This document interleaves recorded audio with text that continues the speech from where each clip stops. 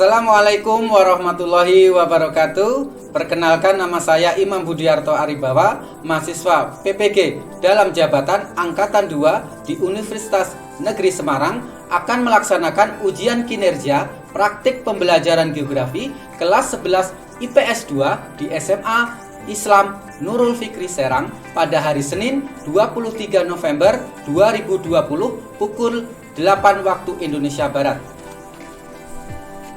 Berikut adalah kartu ujian saya. Demikian, terima kasih. Wassalamualaikum warahmatullahi wabarakatuh. Baik, assalamualaikum warahmatullahi wabarakatuh. Tolibah, gimana kabarnya? Alhamdulillah baik. Iya, alhamdulillah sehat selalu ya. Saya melihat wajah-wajah ceria, semangat Indonesia ini ya. Oke, gimana kabarnya Farah? Sehat ya? Oke, Hasna, senyumnya penuh semangat ya. Arista, Hasna Sarfina, Raisa, Dinar, Hairani, dan semuanya semoga sehat selalu ya. Jangan lupa untuk selalu menjaga protokol kesehatan karena pandemi belum berakhir ya. Tetap jaga kesehatan dan jangan lupa berdoa.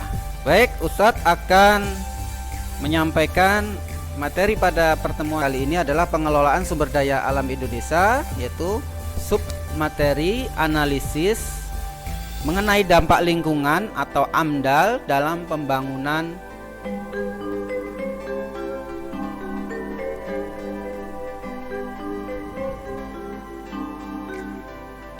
Baik, marilah kita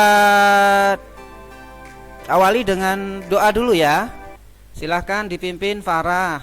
Al-Jamis Tidadan Musta'idan dan doaan. Bismillahirrahmanirrahim. Rabbi shrah li sadri wa yassir li amri Lisani yafqahu qawli. Rabbi zidni ilma. Amin. Iya, terima kasih. Mudah-mudahan dengan berdoa proses pembelajaran kita lancar dan kita diberkahi oleh Allah Subhanahu wa taala. Amin. Ustadz akan menyampaikan tata tertib mengikuti room meeting, yaitu menampilkan wajah dan mengaktifkan suara, berpakaian dan berpenampilan rapi dan sopan, mengikuti pembelajaran dari awal hingga akhir dan menyimak dan ikut aktif dalam pembelajaran ya. Nah, namun sebelum kegiatan dimulai, Ustadz akan mengecek presensi dulu ya. Ustadz akan cek presensi kehadirannya di spreadsheet. Saya panggil Almas Putri hadir. Kemudian Alvina hadir. Amelia,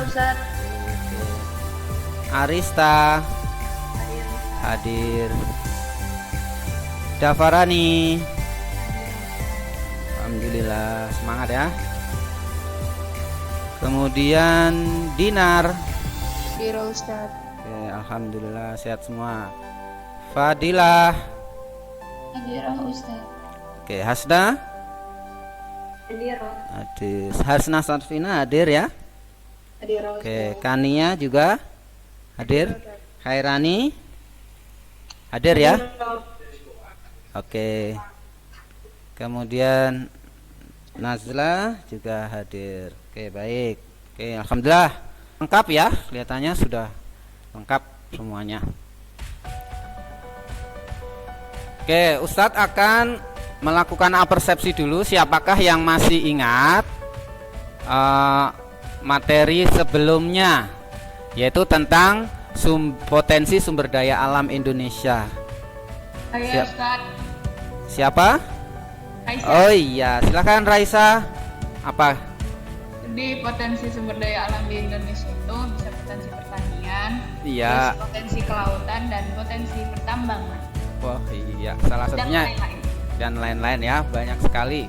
Nah, tentu kalian masih ingat ya, karena pertemuan sebelumnya kita sudah bahas. Nah, namun sumber daya alam Indonesia itu memiliki potensi yang luar biasa, itu harus kita jaga atau kita lindungi ya. Potensi sumber daya alam Indonesia yang melimpah dan beragam harus dapat kita kelola dengan baik dalam pembangunan berkelanjutan ya, untuk sustainable development. Ustadz akan ngasih motivasi dulu kepada kalian bahwa siapa yang menempuh satu jalan karena mencari ilmu, maka Allah akan memudahkan baginya jalan ke surga ya. Nah, selain itu manfaat dalam pembahasan kita kali ini, kita akan membahas tentang analisis dampak lingkungan ya, supaya nanti kalian juga paham bagaimana harus menjaga lingkungan supaya lestari. Nah, ini peta konsepnya, yaitu persebaran dan pengelolaan sumber daya alam kehutanan dan pertambangan, kelautan dan pariwisata itu sudah kita bahas ya. Pertama adalah klasifikasi sumber daya alam, kemudian sebaran dan pengelolaan sumber daya alamnya. Dan pada hari ini kita akan bahas tentang analisis mengenai dampak lingkungan atau AMDAL dalam pembangunan berkelanjutan.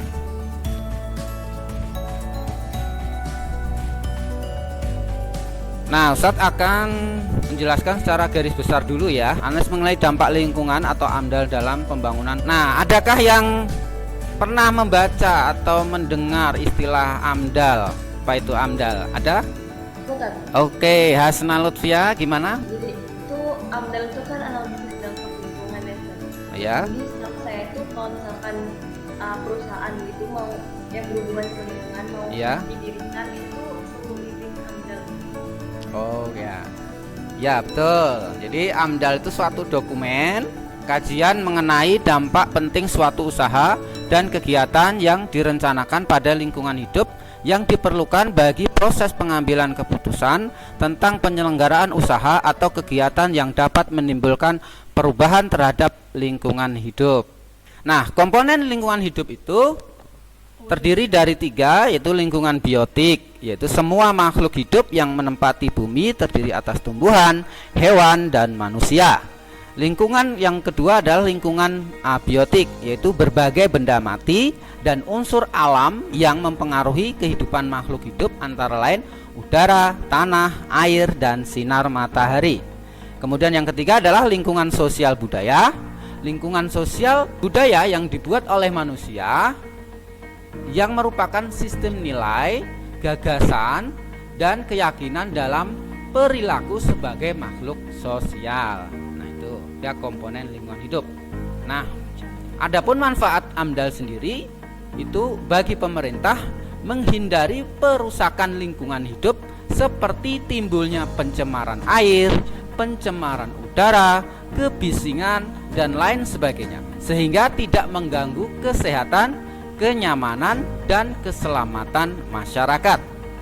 Dan bagi pemilik modal, karena usaha itu biasanya perlu modal, maka pemilik modal perlu mendapatkan informasi AMDAL ini untuk menentukan prioritas pinjaman sesuai dengan misinya atau usahanya itu, untuk dapat menjamin bahwa modal yang dipinjamkan itu dapat dibayar kembali oleh proyek sesuai waktunya sehingga modal tidak hilang.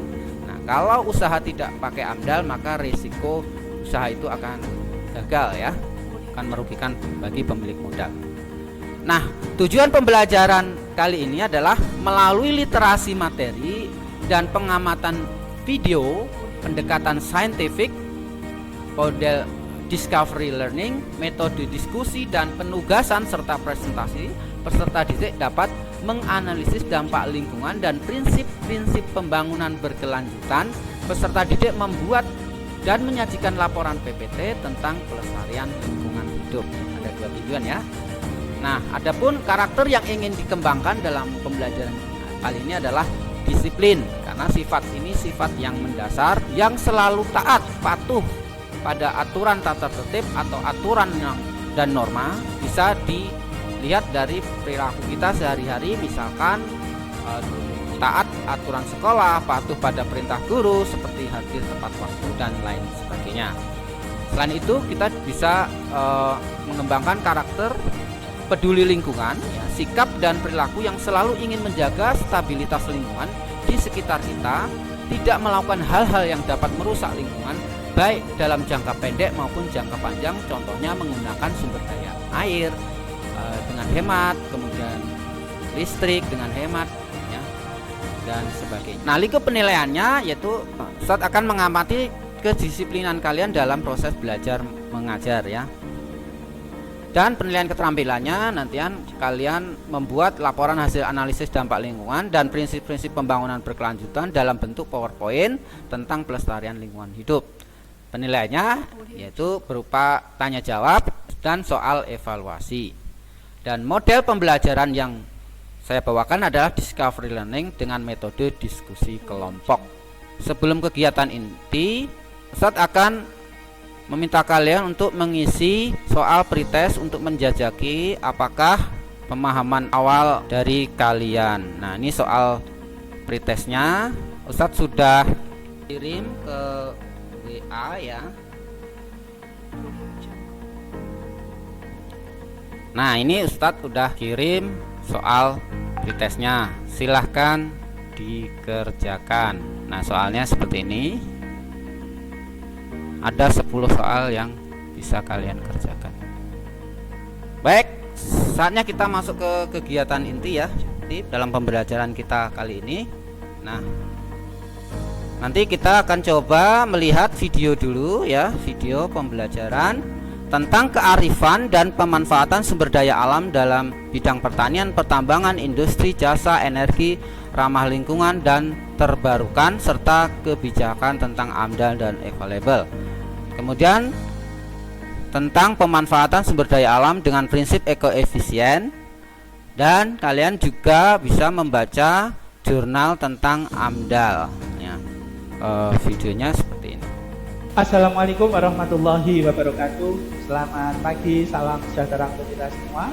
Materi geografi kelas 11 KD kali ini adalah pemanfaatan sumber daya alam dengan prinsip pembangunan berkelanjutan.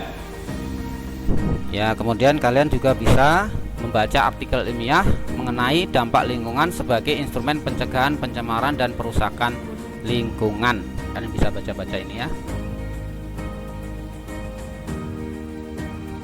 Baik, setelah kalian sudah melihat video tadi dan membaca jurnal ilmiah, kalian nanti silahkan berdiskusi ya, mengidentifikasi masalah ya terkait tentang sumber daya alam di Indonesia. Nah, coba kalian kritisi kebijakan tentang pemanfaat sumber daya alam, kehutanan, pertanian, pertambangan, industri, kelautan, dan pariwisata. Contohnya kalau kehutanan, misalkan kalian bisa mengkritisi tentang alih fungsi lahan hutan menjadi perkebunan atau adanya penebangan liar kayak gitu ya. Kemudian pertanian, contohnya misalkan tentang penggunaan pupuk kimia yang berlebihan pada lahan pertanian, atau masalah-masalah yang lain terkait pertambangan, industri, kelautan, dan pariwisata. Nah, tugas kalian nanti coba untuk mengidentifikasi masalah. Nah, setelah kalian bisa mengidentifikasi tadi, kemudian kalian kegiatan selanjutnya adalah mengumpulkan data, mengolah data, dan mengkomunikasikan dalam bentuk PowerPoint tadi ya. Dan jangan lupa untuk mengerjakan LKPD-nya. Nah, setelah ini Ustadz akan membuat breakout room 4 kelompok untuk kalian bisa saling berdiskusi dan bekerja sama dalam kelompok. Oke, udah siap ya anak-anak ya? Paham ya anak-anak ya? Ya, oke, baik. Ustadz akan breakout room ya. Jadi 4 kelompok.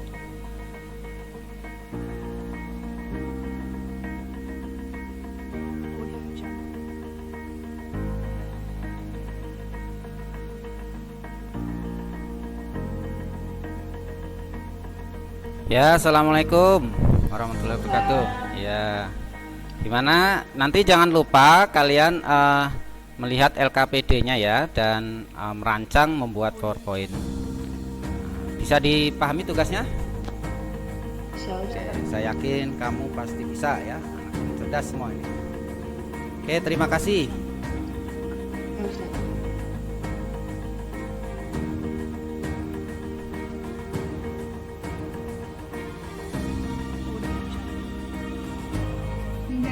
Assalamualaikum, gimana kabarnya? Sehat semua? Alhamdulillah baik sekali. Ya, ini kalian gabung kelompok 1 ya. Sudah paham ya tugasnya ya? Ada kesulitan tidak? Tidak ada ya? Oke, bagus. Kalian memang hebat, keren. Ya. Oke, baik. Terima kasih. Selamat mengerjakan.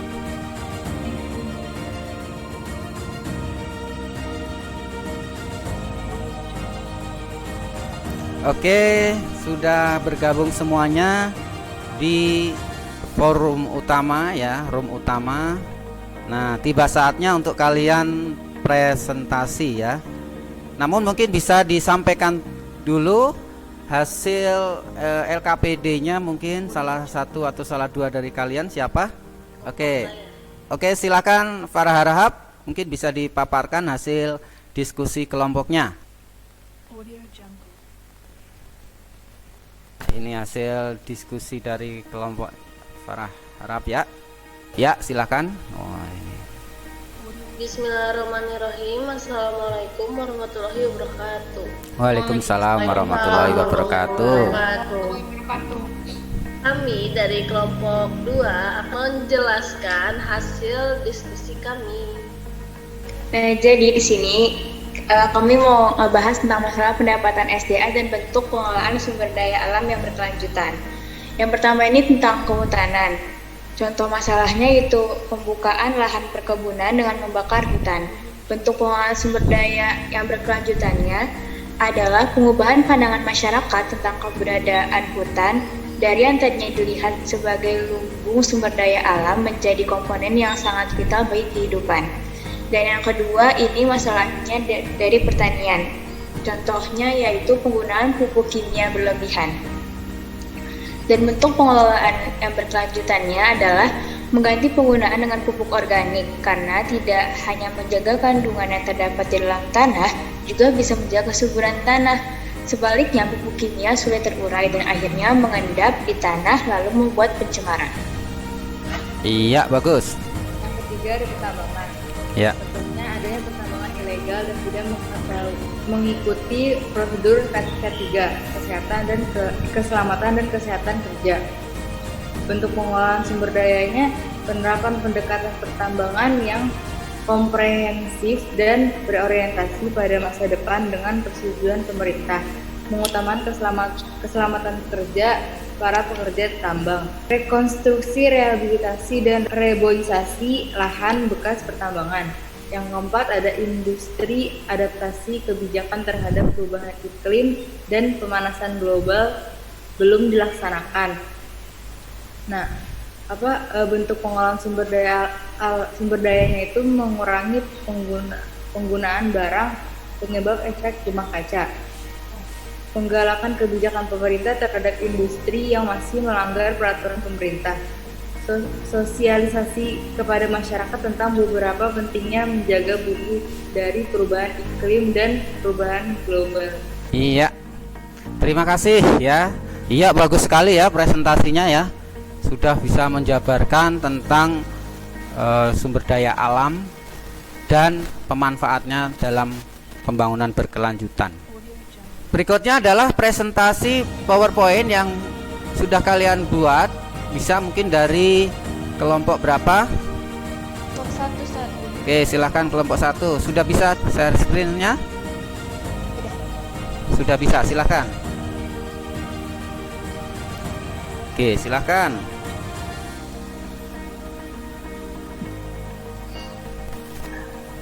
Udah ada belum? Oke, bagus. Sudah bisa dilihat. Silakan kita simak bareng-bareng ya. Bismillahirrahmanirrahim. Assalamualaikum warahmatullahi wabarakatuh. Waalaikumsalam warahmatullahi wabarakatuh. Kami dari kelompok 1 akan mempresentasikan tentang masalah hutan dan solusinya. Nah, masalah kehutanan itu ada banyak banget yang terjadi di Indonesia bahkan dunia. Masalah-masalah tersebut seperti deforestasi, kebakaran hutan, alih fungsi, perambahan, dan hilangnya fungsi hutan. Hutan terancam punah karena hal ini dan masih terjadi hingga saat ini. Solusi masalah. Hutan terus dieksploitasi baik sumber daya maupun lahan yang terus menipis.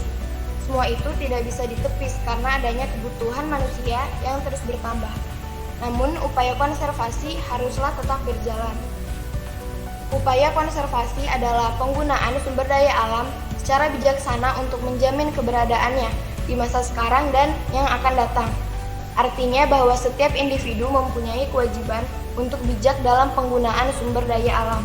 Ketika semua sudah kritis dan peduli, maka besar kemungkinan kondisi hutan akan terjaga dari masalah-masalah yang terjadi.